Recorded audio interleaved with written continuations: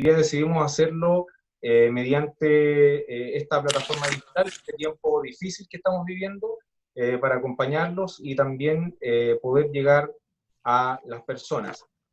Quiero contarles que en esta primera sesión vamos a tratar el tema de la vulnerabilidad social y las políticas sociales en el contexto del el COVID-19, y para eso hoy día tenemos unas muy grandes, tremendas invitadas, como son la alcaldesa Claudia Pizarro Peña de la comuna de La Pintana, y también a Clarisa Hardy Rascobán. Bueno, les voy a contar un poquito quiénes son nuestras invitadas, que por supuesto estoy seguro que quienes nos vayan a empezar a ir acompañando ya las conocen, pero nunca está de más hacer una presentación que permita llegar, digamos, y comunicar, y que se enteren, digamos, de con quién estamos conversando. En este caso, bueno, Claudia Pizarro Peña es alcaldesa de La Pintana, militante del Partido Demócrata Cristiano desde el año 1981. Ella estudió Administración Pública en la Universidad de Los Lagos, es madre de 2 hijos, fue elegida concejala de la Comuna de La Pintana en 2 oportunidades, y desde su elección como alcaldesa ha liderado la vocería en torno a las temáticas de desigualdad y justicia social, permitiendo posicionarse como un referente nacional en la materia.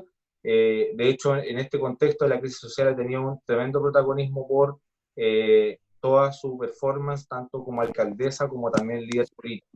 Y por supuesto también tenemos a Clarisa Hardy Rascobán, que es psicóloga de la Universidad de Chile, diploma de posgrado en Antropología Social de la Universidad de Oxford, en Inglaterra, es académica y política chilena, militante del Partido Socialista, también entiendo que madre de 2 hijos, destaca su labor en el área social como experta en políticas públicas, fue nombrada ministra de Estado en el primer gobierno de la presidenta Michelle Bachelet, particularmente en la cartera de planificación, entre los años 2006 y 2008, es autora de una serie de publicaciones y también ha sido académica en variadas cátedras y cursos de programas de diplomado, pregrado y posgrado en áreas como psicología, políticas públicas, políticas sociales, entre otras materias. Fue miembro directora ejecutiva de las fundaciones Chile 21 y la Fundación Dialoga, y actualmente se desempeña como presidenta del Instituto Igualdad. ¿Cómo están Clarisa y Claudia? Voy a bueno, pasar al tiro a hacer una pequeña breve introducción para que podamos entrar en conversación, ¿les parece? ¿O les gustaría saludar a cada una antes de eso? Clarisa. Bueno, agradecerte la invitación, Ramón, y decir que tengo mucho gusto en compartir esta conversación informal, entiendo, con Claudia Pizarro, y podemos contar una infidencia, además, Claudia, ¿no? Que nosotros nos vemos con alguna regularidad por este mismo medio, por Zoom, un grupo amplio y transversal de mujeres, porque creemos que lo que está pasando tiene también una dimensión de género muy importante a destacar. Maravilloso. ¿Claudia? Sí, lo que cuenta Clarisa hace varias semanas.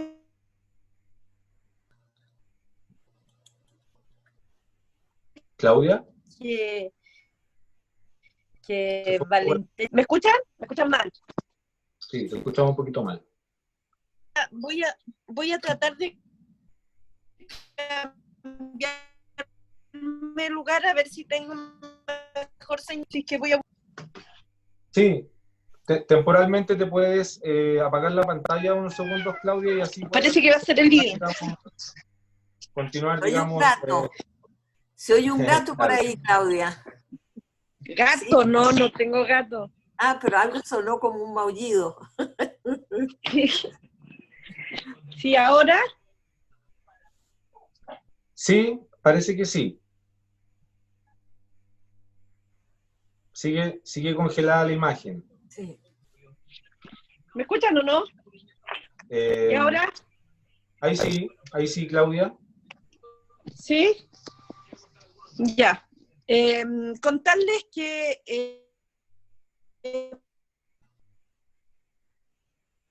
hemos estado junto a Clarisa, Valentina Quiroga, que nos ha convocado a muchas mujeres. Está Carolina Toá, Adriana del Piano, Paulina Zabal, como todas las exministras, está Carolina Leitao, también alcaldesa, y bueno, y estamos conversando desde el punto de vista del COVID, pero también mirando mucho más allá de la construcción del país. ¿Me escuchan? Sí, ahí te estábamos escuchando, Claudia. Ya. Eso más bien. Se fue la imagen. Sí, Claudia, si quieres temporalmente puedes sacar tu cámara y puedes hablar así solamente para que puedas continuar conversando y transmitiendo tu opinión. ¿Te parece? ¿Ahí estamos? Sí, Sí. ahí se escucha bien.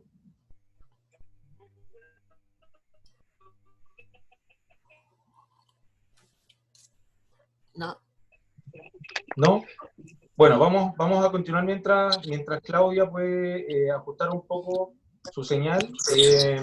Quisiera poner algún elemento de contexto para que podamos conversar sobre los temas que nos convocan hoy día. En este caso, el de la vulnerabilidad social y el de las políticas sociales. Bueno, estamos en un contexto de crisis muy compleja, nunca antes vivido finalmente en un Estado moderno y democrático como el que nosotros tenemos hoy día, y tampoco probablemente vivió con esta envergadura por el mundo, digamos. Y respecto de la vulnerabilidad social y las políticas sociales, vemos que tenemos políticas sociales que son poco claras, con segmentos que también son poco claros, con una implementación confusa, poco transparente, municipios desfinanciados o sin financiamiento, sin mayores herramientas también, políticas económicas de apoyo con enfoque de mercado, excesivo centralismo en el sistema y también una actitud centralista eventualmente que puede tener el gobierno. También vamos a invitar a nuestras invitadas a conversar sobre esto. Poca integralidad en las medidas, un aumento explosivo de casos y respuestas inesperadas por parte del gobierno. Y en ese contexto es que yo quisiera preguntarle tanto a Clarisa como a Claudia si ustedes consideran que son correctas las medidas que ha tomado el gobierno frente a la necesidad social que existe hoy de alimentos, de bienes sociales, de necesidades de servicios básicos, diversas necesidades socioeconómicas. ¿Creen ustedes, cuál es su consideración respecto de esto? Como tú tienes mejor señal ahora, Clarisa, te invito a contestar Ahí esta está pregunta. Claudia ahora. Ahí está Claudia. Claudia, ¿quieres continuar con tu presentación, con tu saludo? Bueno, ¿me ven bien ahora o no? Sí, te ves súper bien. Esta es la ley de Murphy. Sí. Ahora sí, te ves y sí, se ahora bien. estoy en mi living. Bueno, miren, sobre las protestas que han visto también ustedes en estos días y sobre todo en La Pintana, comenzaron en el Bosque, pero también la hemos tenido varios días en La Pintana. Quiero diferenciar dos cosas. Una es el diagnóstico que podemos hacer frente a estas protestas, y también las causas y en el contexto que se desarrollan. Creo que el malestar de la gente humilde es legítimo y se hace mucho más cercano hacia los municipios, porque son los municipios los que conocemos realmente la demanda de los vecinos, y cada vez que podemos hacemos presente estas necesidades que son de los vecinos. Me ha correspondido entregar las cajas de mercadería. En un principio yo he sido súper crítica desde el principio con estas cajas de mercadería, porque siempre he estado en contra del asistencialismo. Y entregar una caja de mercadería es eso, asistencialismo. Creo que es la solución del pan para hoy, pero eso significa igual hambre para mañana. Y eso siempre lo dijimos muchas veces en dictadura. Sin embargo, hoy día nuevamente estamos reproduciendo lo que no nos gustaba. Y en ese sentido, creo que la gente está quedando sin trabajo en los sectores. Yo lo he visto permanentemente en mi comuna, lo he denunciado, lo he graficado en distintas ocasiones. pero también el hecho de ir a entregar el domingo pasado las cajas de mercadería, 500 cajas, nunca han llegado lo suficiente, tampoco tenemos mayor capacidad como funcionarios, pero me he dado cuenta que el tremendo drama hoy día no es el COVID para la gente, sino que es quedar sin trabajo y sin ningún tipo de ingreso, ¿ya? Y es por eso que hoy día la gente, a causa de que no tiene el trabajo, porque el trabajo dignifica, hoy día está pasando hambre. Y ven como una solución urgente la caja de mercadería. Más encima, el sistema de salud en la zona sur hoy día está colapsando. Nosotros tenemos 32 funcionarios de la salud hoy día con COVID. Ya tenemos ahí como 3 personas que están gravemente en el hospital y son funcionarios de la salud. Tenemos médicos, tenemos enfermeras, tenemos TENS, tenemos personas de la ambulancia. Por lo tanto, es súper preocupante. Bueno, todo esto se cruza también con el hacinamiento, con la delincuencia, con la falta de conectividad en Internet, con la basura, con los problemas de adicciones, con los problemas de salud mental. Por lo tanto, lo que nosotros vemos es que la gente también con todo esto reacciona con violencia, ¿ya? Porque la gente ve su entorno que ha sido muy duro, agresivo y además sin esperanza, por lo que ellos responden de la misma forma. No le puedes pedir a esa gente que sea, que te trate con respeto, con amor, si a ellos nunca lo han tratado con respeto ni forma cariñosa. O sea, ellos no conocen el respeto, el amor, el cariño, desde que nacieron nunca lo han conocido. Por lo tanto, la relación de ellos también es con violencia, la respuesta es con violencia. Y sobre el contexto, yo quiero decir que yo nunca he estado de acuerdo con la violencia. O sea, creo que hoy día las protestas, algunas, se han transformado muy violentas. Acá también hay un aprovechamiento político, lo que ha pasado en los últimos días en la comuna de La Pintana. Nosotros tenemos plenamente identificado eso. Nos rompieron un portón, pero fueron obreros de la construcción de la zona sur y fueron a reclamar al municipio porque querían una reunión con la CUT, querían una reunión con la Cámara de la Construcción y querían también televisión. Y la única forma para ellos era ir a La Pintana, había gente de La Cisterna, de Los Pejos, de San Ramón, de La Granja y de La Pintana, y lo único que encontraban ellos era entrar de forma violenta al municipio, nos sacaron el portón, con un martillo le dieron a una camioneta municipal. Entonces, el contexto es lo que tienen razón la gente, pero en el contexto, la forma que lo hacen, violenta, yo no estoy de acuerdo, ¿ya? Y nunca voy a estar de acuerdo con la violencia, ¿ya? O sea, desde que yo participo en política, no es una herramienta que yo pueda justificar. Y creo que frente al COVID, lo que nos queda hoy día es salvar vidas, ¿ya? Yo también aquí quiero ser ni siquiera prudente. A mí, yo creo que el gobierno se está jugando sus naipes en tratar de hacerlo bien, ¿ya? Y yo le creo que quieren hacerlo bien, porque creo que es su última oportunidad, ¿ya? El gobierno ha sido soberbio, ha sido poco transparente. En estos días hemos escuchado al presidente llamando a la unidad, pero hay otros personeros que salen, como la ex ministra Marcela Cubillo, diciendo en estos días, esta alcaldesa de La Pintana que pasa siempre quejándose y sí, le entregamos los 900 millones de pesos, ¿ya?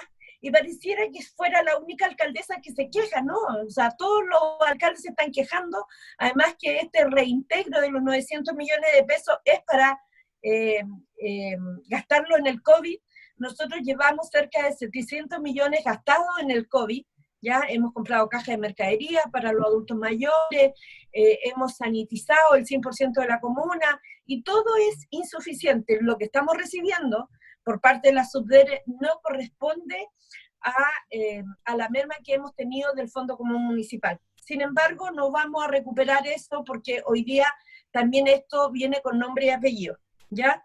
Así que en ese sentido creo que hoy día lo único que queda es tratar también de sumar. Creo que nosotros hemos dicho de todos los tonos, los alcaldes y la alcaldesa en este país, que queremos colaborar, pero siguen en el fondo con otros personeros mandando otros mensajes. Creo que en esta pandemia ha quedado al descubierto la fragilidad de este sistema que hemos construido entre todos, ¿ya? Creo que hoy día, ya lo hemos dicho otras veces, el aislamiento, cuando dice el gobierno aislarse, claro, los que pueden aislarse lo podrán hacer, pero hoy día el ministro de Salud ha dicho, yo no conocía que en este país había gente que no se podía aislar. Eso es poco conocimiento del Chile que tenemos, y por lo tanto da un poquito de rabia, sigue dando rabia, ya tener estos gobernantes hoy día. Eso, yo he recibido muchas críticas, quizá a lo mejor sería bueno, he recibido muchas críticas también por recibirle plata a Lavín, o estar, no sé, trabajando con algunos alcaldes oficialistas. Creo que yo no me puedo negar a esa colaboración que nos quieren entregar, a esa solidaridad, pero yo me pregunto que cuando pase la solidaridad, cuando vamos a volver de nuevo a los bingos, a las colectas, etcétera. Entonces, por eso yo creo que hoy día lo que hay que hacer es repensar este modelo neoliberal que se agotó. Creo que nosotros necesitamos otro tipo de sociedad. En ese sentido, yo creo que hoy día que estamos ya hablando de esto, creo que un país no solo se construye con solidaridad, creo que hoy día hay más sentimientos de empatía para cambiar este modelo de sociedad. Personalmente, a mí me interesa avanzar en un estado de bienestar y ponernos de acuerdo en los pilares fundamentales que necesitamos, que yo lo tengo súper claro: educación, salud y previsión. Creo que necesitamos un Estado que proteja, y en este sentido creo que hoy día son muy buenos estos tipos de conversaciones, porque el tiempo de las colectas, de los bingos, ya están agotados. Las necesidades y las carencias van a seguir subsistiendo en nuestro país, y creo que a mí, en mi esencia, es ser solidaria, y creo que todos los que estamos en esto también, pero aquí necesitamos cambios estructurales de fondo, y creo que lo más razonable, por mi parte, es avanzar un estado de bienestar. Perfecto, muchas gracias, Claudia, súper interesante tu intervención. Clarisa, te invitamos a ti también. Bueno, yo creo que la elocuencia con la que Claudia cuenta la realidad que se vive en una comuna es la mejor manera de entender el problema gravísimo en el que estamos viviendo hoy día en Chile. Está claro de que debieron haber ido de la mano juntos una política sanitaria agresiva con la posibilidad de llevar adelante esa política sanitaria, porque como muy bien dice Claudia, si la única manera de atajar los contagios y evitar lo que ahora ya está ocurriendo, que es el colapso del sistema de salud, lo que está ocurriendo en la atención primaria, bueno, ni hablar de lo que está pasando en hospitales y en las urgencias, digamos, hay porque se expandió. La manera de hacerlo es conocer ese Chile profundo del que está hablando Claudia. Si esto no iba de la mano desde el inicio, dadas las características de la desigualdad de ingresos y de vida en Chile, no iba de la mano con una sólida política de apoyo a los ingresos de los hogares y de los trabajadores, es previsible que ocurra lo que dice Claudia. Hay quienes podemos, como lo muestra estas imágenes en que estamos los tres, estar confortables en cuarentena en casa y hacer teletrabajo a algunas personas, pero hay una parte muy importante del país, y tú preguntabas por vulnerabilidad, que entre otras cosas significan condiciones de vivienda insuficiente, allegamiento, en muchas ocasiones ni siquiera el acceso al agua potable, con todas las indicaciones que hay, lávese las manos frecuentemente, cuando todavía hay sectores en el país en que tienes que llegar con aljibes para el agua.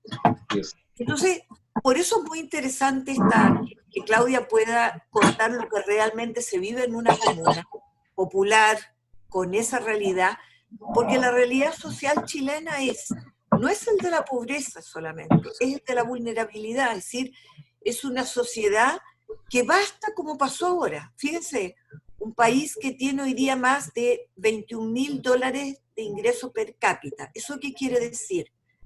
Es el equivalente a decir que cada habitante tiene 1.800.000 pesos. Que en ese país, digo, son cifras promedios, obviamente eso no ocurre, pero que en un país con esas características, a las pocas semanas del confinamiento y de la inactividad de las personas, literalmente millares de personas pasen hambre, es revelador de esto que llamamos la vulnerabilidad. Hay gente que salía a trabajar para consumir ese día. Y además sabemos que los endeudamientos en los hogares a veces son 2 veces lo que son los ingresos de los hogares. Basta una catástrofe como la que estamos viviendo para que esa cáscara de tranquilidad, de buena vida, desaparezca y aparezca lo más brutal, la necesidad más básica, que es la del hambre. Y por eso creo que el gran problema de este gobierno es que se equivocó, y lo dice el propio ministro de Salud, él dice se desmoronó como un castillo de naipes, sus hipótesis. Bueno, se desmoronaron sus tesis porque no estaba escuchando ni lo que pasaba en el resto del mundo, ni la evidencia de otros países, ni lo que decía el colegio médico, ni lo que decían los expertos. Digamos, Eduardo Engel lleva publicando datos permanentemente, incluso discutiendo las cifras, el manejo de las cifras oficiales, lo que tú decías de falta de transparencia. Y simultáneamente, esta obstinación del gobierno de no entender que tú tienes que tener un sólido sistema de protección de ingresos que garantice mínimas condiciones de vida a todos los que necesitan, si es que quieres evitar que se vean obligados a salir a la calle y que se expanda el contagio. Eso lo está pagando muy caro el país, porque esto, que era una manera de evitar mayor gasto fiscal, de evitar que el Estado tenga ese rol tan potente, hoy día les va a salir muchísimo más caro. Hoy día hacerse cargo ya de la envergadura del problema que tiene ya un peso fiscal mayor.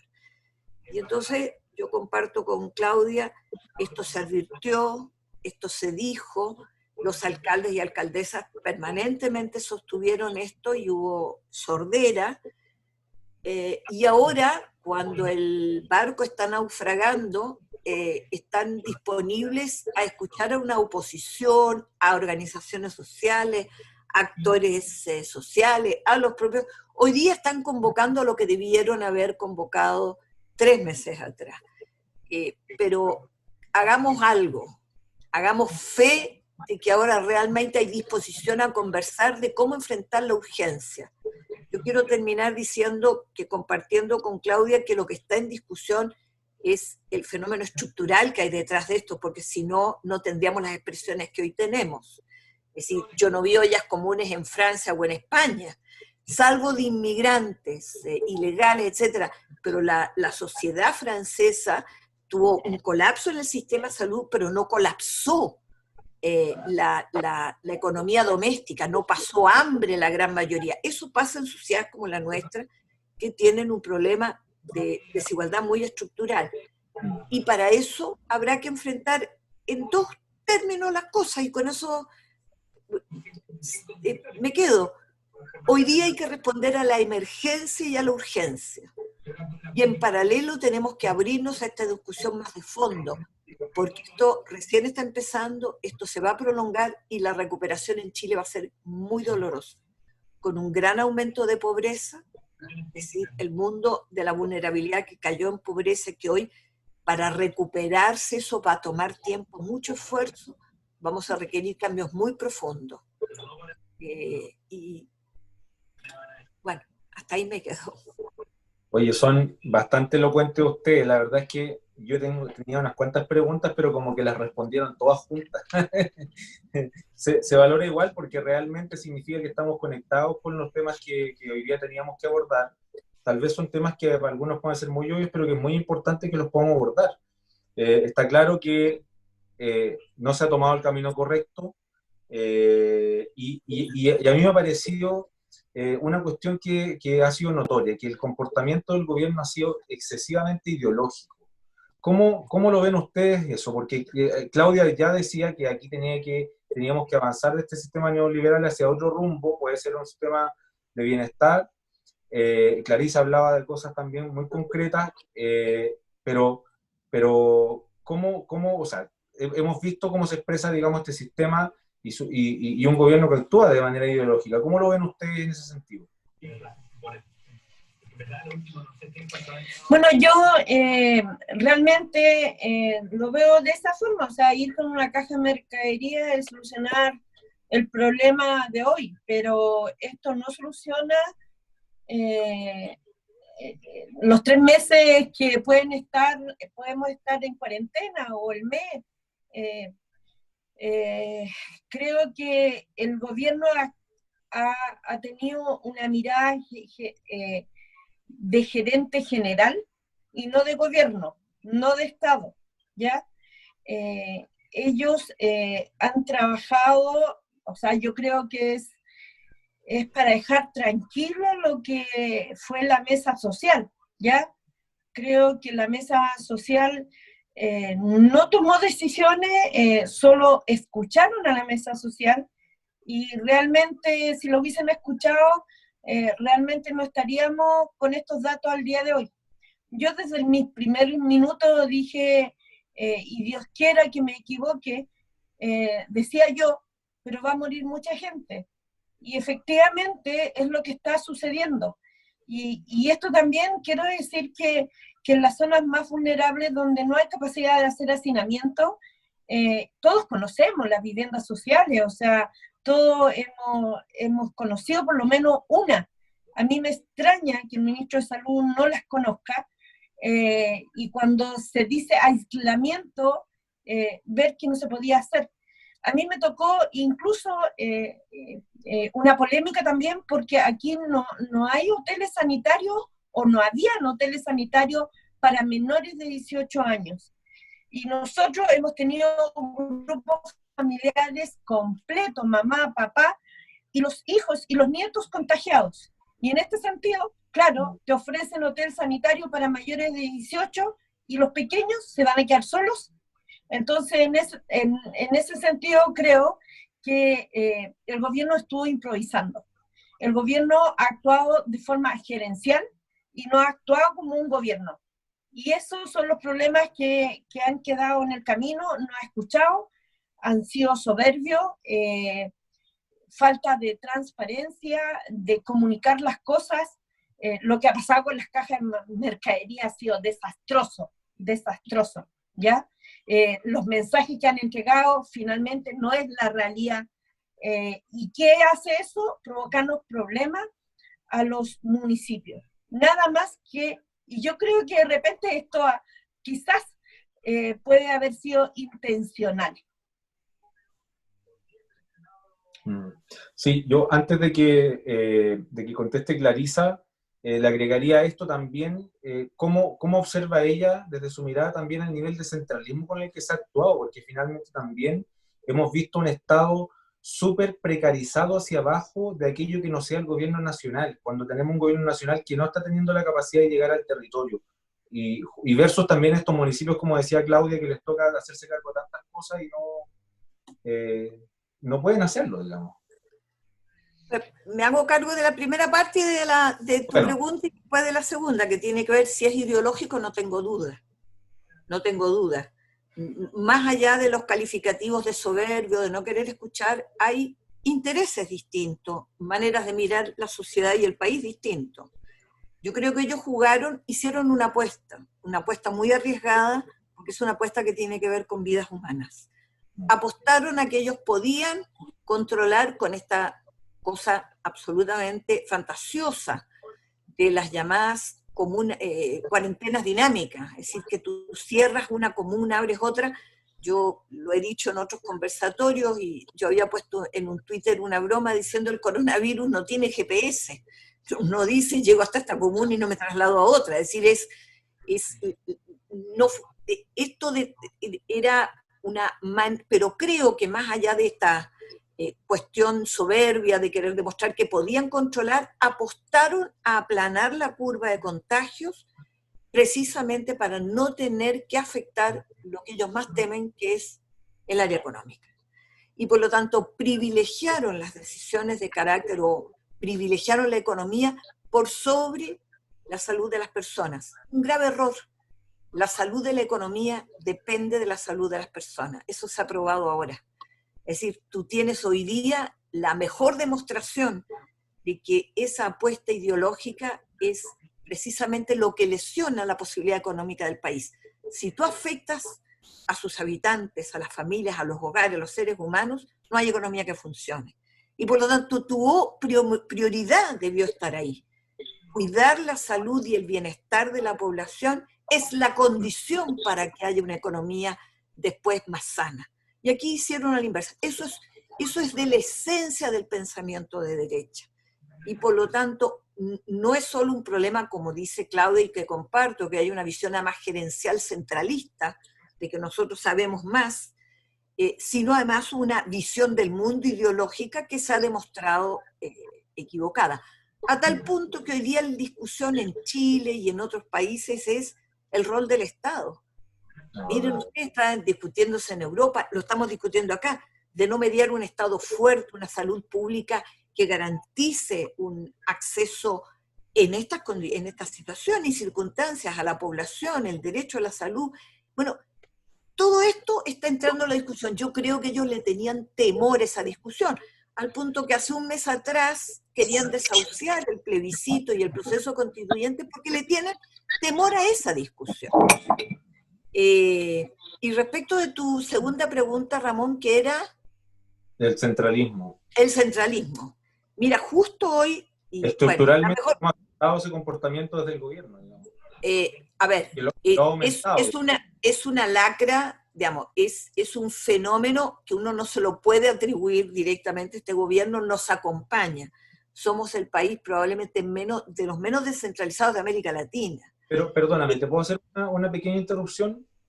Solo para poner un ejemplo. Yo, como saben, soy consejero regional y la DIPRES se llevó toda la liquidez del gobierno regional y nos ha ido entregando la liquidez muy de a poco y en base a proyectos muy acotados. Ni siquiera vamos a poder cubrir este año todos los compromisos que eventualmente nosotros teníamos aprobados. Pero además, aquellos compromisos nuevos que son urgentes de cubrir, como la adquisición de ambulancias, que entre otras le tenemos que entregar a La Pintana, y hay algunas para mi provincia también, no podemos hacer las compras rápidamente ni facilitarlas porque la DIPRES lo único que ha hecho ha sido dificultar las cosas. Entonces, fiscalmente, el gobierno ha actuado mucho más centralista que en cualquier otro momento y se ha expresado más allá de lo estructural solamente. Digamos. A eso quería tanto es así que iba a señalar un ejemplo. Hablaba hoy día porque me hablaron de Antofagasta por un foro parecido, están con preocupaciones iguales. Y decían, incomprensiblemente, en vez de delegar en la región la decisión de si cabe mantener o levantar la cuarentena, la toman a nivel central, prescindiendo totalmente de la realidad de la región, en donde ha habido un agravamiento de casos y curiosamente le levantan la cuarentena. Y entonces deben haber, es decir, desde lo que no puede ver el centro, hasta una decisión que creo que privilegia también funciones económicas por sobre otras consideraciones, y el temor a que probablemente paren algunas actividades mucho tiempo en la región, y entonces prefieren levantar la cuarentena. Esa es otra cosa que tenemos pendiente, y ojo, porque una de las discusiones que tenemos por delante es, y Claudia seguramente en la Asociación Chilena de Municipalidades van a tener que ponerle mucho énfasis, hoy día lo que tú tienes son administraciones locales, no gobiernos locales. Es decir, aquí hay una discusión de reforma importantísima de cómo construyes gobiernos locales, porque hoy día eres administración local. Tú sabes de cuánta dependencia tienes, Claudia, hoy día del nivel central. Y lo mismo va a pasar con la elección de los gobernadores. Yo soy consciente de que la ley que crea estas nuevas figuras de los gobiernos más autónomos es insuficiente, es pobre, traspasa competencias y recursos muy lentamente, y los gobernadores van a estar un poco atados de la mano. Pero la verdad es que lo que no puedes decir es que no parta el proceso. Y hoy día tienes el riesgo de muchos que lo quieren parar. Entonces, una cosa es apoyar que haya elecciones y además revisar cuántas competencias y recursos, así como hay que entregarle más capacidad a los municipios, también a las regiones. Hoy día estas decisiones, por ejemplo, piensen ustedes España, con las autonomías, el gobierno normó criterios muy generales en España, distintas fases. Se puede ir, estas son las fases, pero cada región define cuándo y cómo implementa cada fase. Es decir, cuándo abre, cuándo cierra, cuándo confina, cuándo desconfina, cuándo abren ciertos comercios, eso es, la norma es general para el país, hay que cumplir con todas las fases, pero la decisión pasa enteramente por las autoridades locales, que de acuerdo a la realidad de su localidad y región, adoptan el itinerario más adecuado. Chile necesita eso, y particularmente ahora, en donde las realidades son tan distintas entre la comuna donde yo vivo, que es en La Reina, y la comuna donde vive Claudia, que es La Pintana. Las decisiones no pueden ser las mismas frente a realidades socioeconómicas tan distintas. Sí, así es. Bueno, muchas gracias Claudia y Clarisa por la respuesta. Les comento que tenemos varias personas que nos están acompañando desde distintas partes del país. Entre ellas está, desde Arica, por ejemplo, está Andrea Morillo, hay personas de la región metropolitana que mandan saludos y también preguntas, como por ejemplo, ¿cuáles son las principales necesidades que debiera cubrir el Estado, los privados y el rol de la sociedad civil, pero en este contexto? ¿Cómo lo pensamos a partir de este contexto? Tratando de hacer una bajada, digamos. Bueno,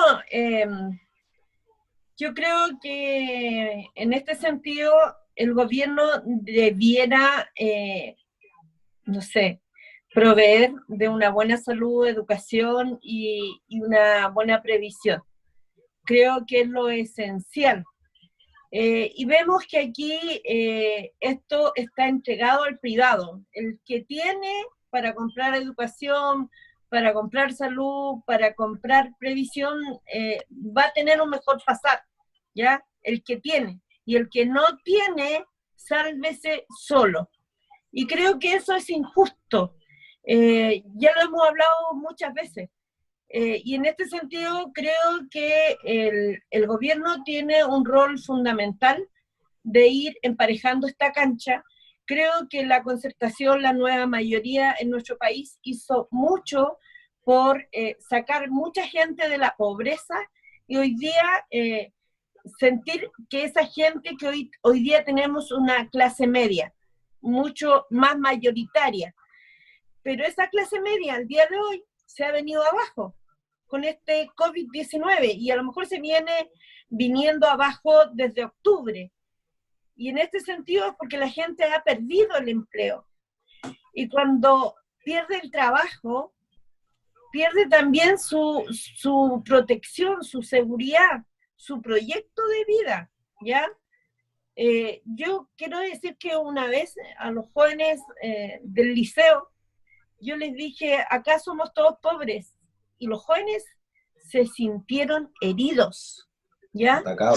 Nadie quiere ser pobre, nadie quiere ser pobre, pero ¿qué entendemos por pobreza? También es un concepto que hay que ir conversándolo, ¿ya? Porque hoy día sin trabajo que te dignifica, hoy día lo pierdes todo. Y eso es lo que está pasando hoy día en nuestro país. Hoy día la gente que tenía asegurado su proyecto de vida, hoy día vuelve a la pobreza.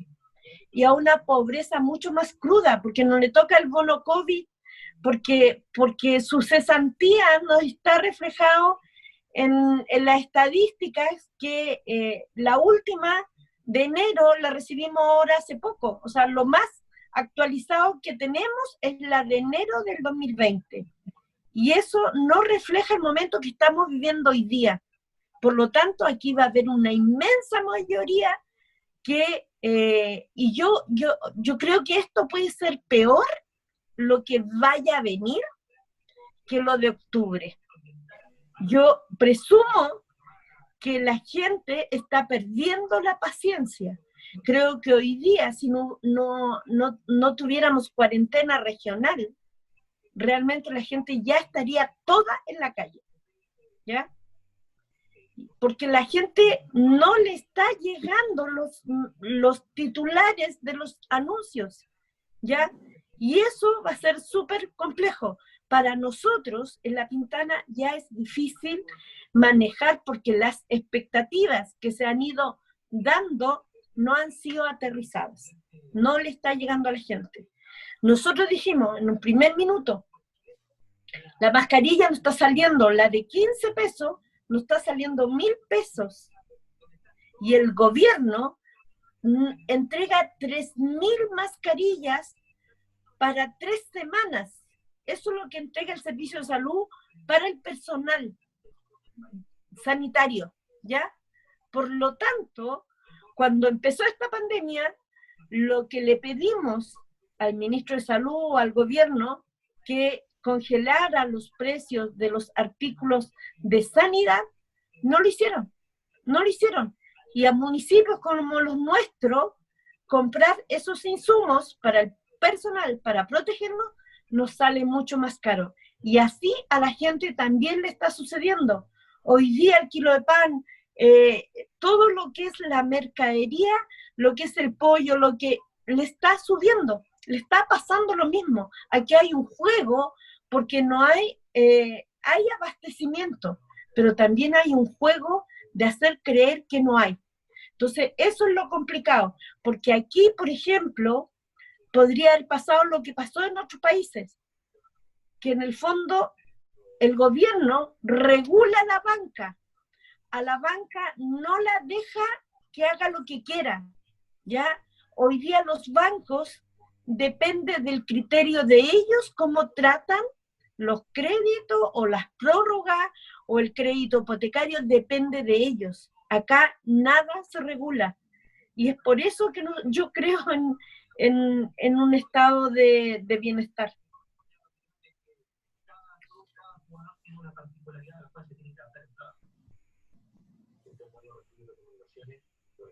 Clarisa, perdón, había puesto en silencio el micrófono.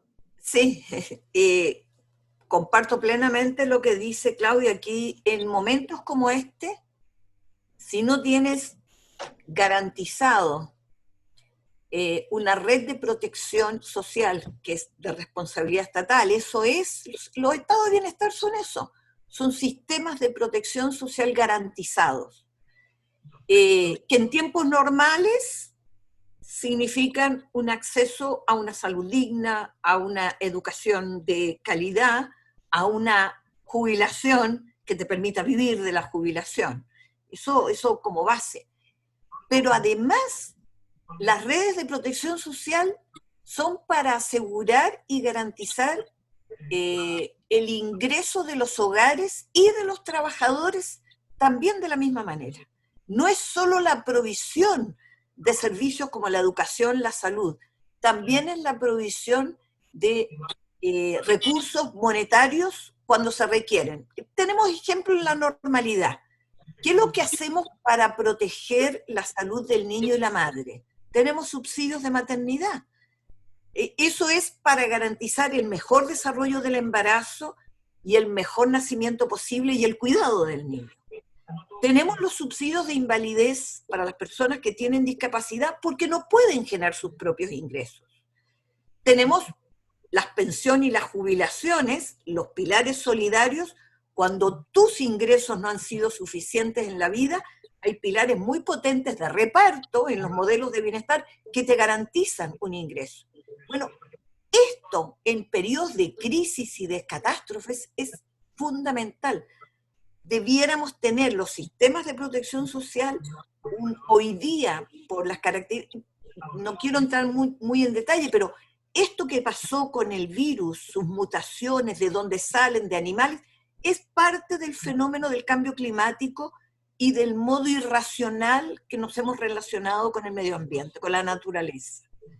Por lo tanto, las catástrofes que hemos vivido en Chile, las catástrofes naturales, las crisis económicas o estas crisis sanitarias, son todas ya, no son excepciones.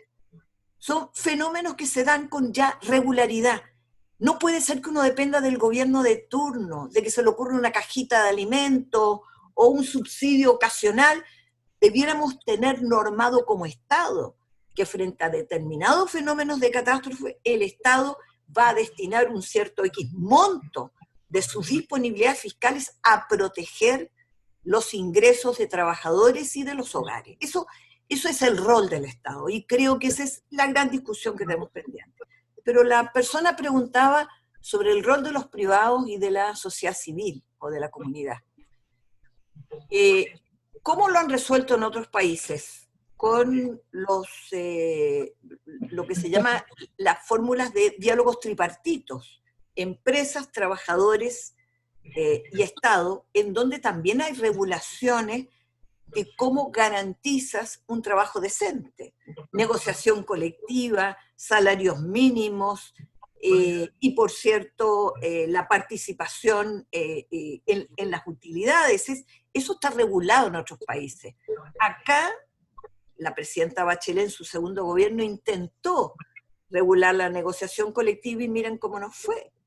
Es decir, fue llevado al Tribunal Constitucional y entonces tenemos falencias, tenemos un poder todavía en las discusiones muy desigual entre trabajadores y empresas. Y por lo tanto, el rol de los privados en esas materias, no cabe duda, nadie está diciendo que hay que expropiar nada. Lo que estamos diciendo es que hagan lo que debe, que cuando tienen trabajo, paguen dignamente ese trabajo y que por lo tanto tú le pongas algún límite al lucro excesivo y a la ganancia excesiva.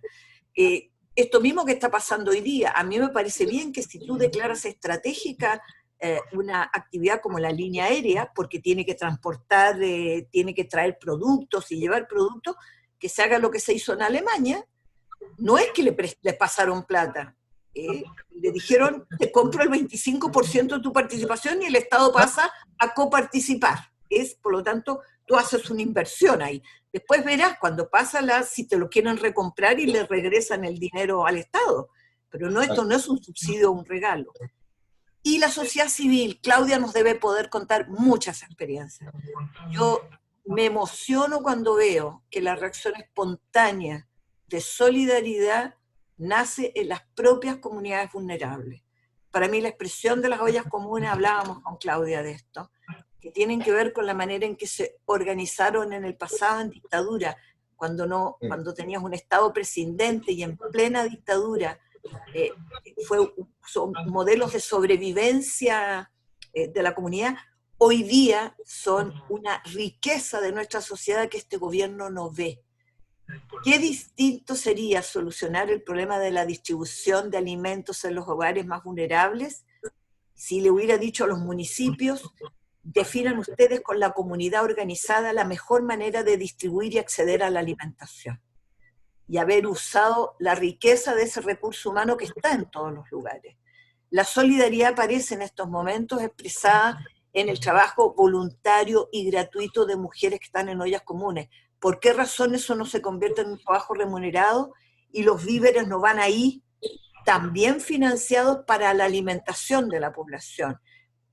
Digo, hay distintas maneras de entender que la comunidad organizada es parte de cómo hacemos que el bienestar, digamos, que estos modelos de bienestar funcionen.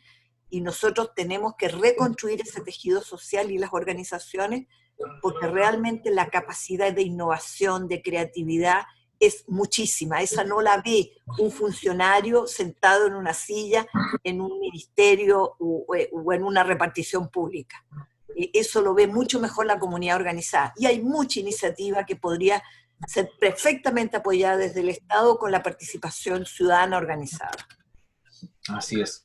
De hecho, yo aprovecho de acotar algo que tiene que ver con eso, porque en Melipilla salió en las noticias, una de mis comunas de mi provincia, salió en las noticias en las últimas semanas por la delincuencia, por un desarrollo de la delincuencia muy fuerte en los últimos meses, desde el estallido social, o sea, y se ha querido asociar la delincuencia con el estallido social también. Y justamente salió hoy día porque anoche algunos grupos de personas quisieron tomarse un supermercado. Y es una población muy vulnerable, porque es una población en que era, esa gente cuando llegó, se hicieron esas casas, que es la población Padre Hurtado, era gente de campamentos, que se les construyeron esas viviendas y el Estado, para mi gusto, nunca más se acordó de ellos. Entonces les entregó las casas, pero sin ninguna herramienta, no se acordaron nunca más de ellos finalmente. El Estado, quiero hablarlo integralmente. Y hoy día no le podemos exigir a ellos que sean personas que no tienen trabajos calificados, que no tengan acceso a todo, digamos, a un nivel de vida como podrían tener otros grupos de la sociedad, y tienen grupos importantes que también delinquen, y es una realidad. Entonces yo siento que esa historia acumulada habla mucho de lo que hablaba Claudia, de una historia que se repite en el territorio, de una sociedad muchas veces, o segmentos de la sociedad olvidados por el Estado, y también por la sociedad, ¿por qué no decirlo? Si también tenemos una sociedad muy individual. Entonces a mí me hace mucho sentido cómo plantea el punto la Claudia y también tú, Clarisa, que creo que son muy integrales en cómo abordan los temas. Y quiero bueno, contarles que hay algunos saludos, unos mensajes también, como el de Daniela López, que dice que tremendo el tema de no considerar los precios, inescrupuloso a más no poder. Mauricio Sandoval dice que el SARS-CoV finalmente como pandemia ha evidenciado la desigualdad y la inequidad que el estallido social visibilizó. Es un país desigual y oligárquico, oligopólico, finalmente no deja incluso ser. Leonel Sánchez dice, la clave será cómo se ejercerá el poder. Nunca hay que perder de vista el proceso constituyente, y en ese escenario es importante cómo se establece un sistema de poder comunitario, un Estado comunitario. Entre otros varios mensajes que llegan de varias personas que lo están viendo, tenemos varias personas acompañándonos, y yo también quería ir, ya que nos quedan unos pocos minutos, ir cerrando con una pregunta que tal vez tiene que ver con el debate nacional, pero que también tiene que ver con esto, respecto de esta propuesta política institucional de generar un gran pacto institucional versus, como planteabas tú, Clarisa, en alguna parte también, la necesidad urgente o importante de un pacto fiscal más bien, y las medidas que ustedes desde sus miradas debiera tener la institucionalidad hoy día, como para acotar y ir cerrando también esta conversación. Clarisa o Claudia, ¿quién quiere empezar? Clarisa, yo cierro. Bueno, yo ya lo dije tal como lo dijo Ramón, así que lo voy a hacer muy rápido para que pueda cerrar Claudia. A mí las primeras llamadas del acuerdo nacional que se hicieron por personeros fuera de gobierno, y con contenidos muy exhaustivos, no me parecieron. Me pareció que le estaban sustrayendo a la democracia la posibilidad de deliberar el tipo de sociedad en el que quieren vivir. Eso es lo que yo entiendo por el pacto nuevo en la sociedad, que es la nueva constitución. Distinto me parece el que podamos sentarnos, fuerzas sociales, fuerzas políticas, organizaciones como el Colegio Médico, es decir, el conjunto de la de las fuerzas vivas de este país, actores de todo tipo, a proponer medidas concretas, no ya el diseño del tipo social que queremos, medidas concretas para enfrentar esta emergencia. Cómo se resuelve la emergencia sanitaria y cómo se protege el ingreso y las condiciones de vida de los trabajadores y de los hogares. Creo que, puesto en esos términos, es razonable que haya un arco muy plural y muy amplio de personas poniéndose de acuerdo para las medidas de emergencia. Las otras serán parte de una deliberación política que vendrá en las próximas discusiones una vez que podamos superar esta parte más dura. Bueno, como esa era la pregunta, llego hasta ahí. No, estupendo. Muchas gracias, Clarisa. Sí, yo comparto plenamente. Creo que hoy día lo urgente quizás es salvar nuestra vida. Pero nada va a pasar de eso. No vamos a poder hacer entender a la gente, a quienes representamos, a la comunidad en general, si hoy día no solucionamos las expectativas mínimas económicas de los hogares.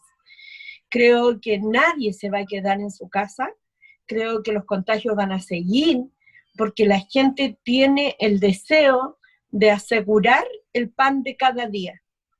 Por lo tanto, creo que todos vamos a estar de acuerdo en avanzar para proteger la vida hoy día del COVID, para salvarnos de eso.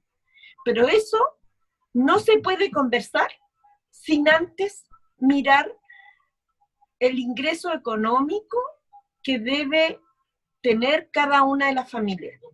La gente no va a respetar ninguna cuarentena, la gente sigue saliendo en muchos lugares porque realmente tienen que trabajar.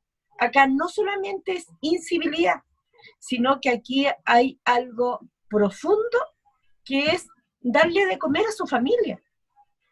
O sea, yo me he topado a las 7 de la mañana con empleadas en cuarentena que tienen que viajar ahí, a Macul.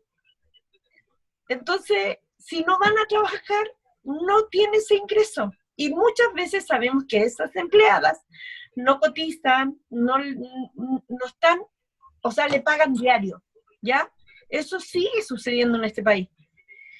Creo que hoy día tratamos de fiscalizar quizás al peatón, al vehículo, pero ¿quién fiscaliza a las empresas en esta pandemia? Nadie. Bueno. ¿Ya? O sea, claro, era súper fácil para las empresas acogerse a la ley de protección del trabajador, pero ¿cuántos trabajadores iban a asumir ese bono? No, hay gente que no le importó a cuántos acogían y a cuántos no.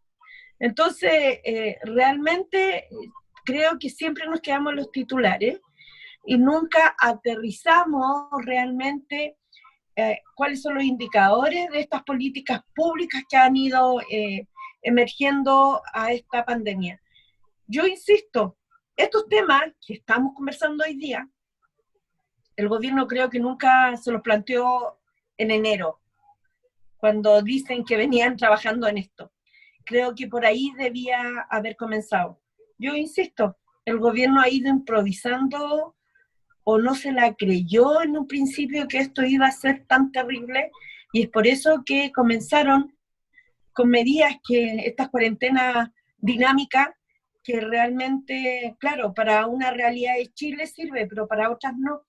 O sea, creo que donde se aplicaron estas cuarentenas dinámicas en la zona oriente, claro, podían hacer aislamiento, pueden tener cuarentena 1 mes, 2 meses, pero la gente, a donde empezaron las protestas en el bosque, llevaban 1 mes.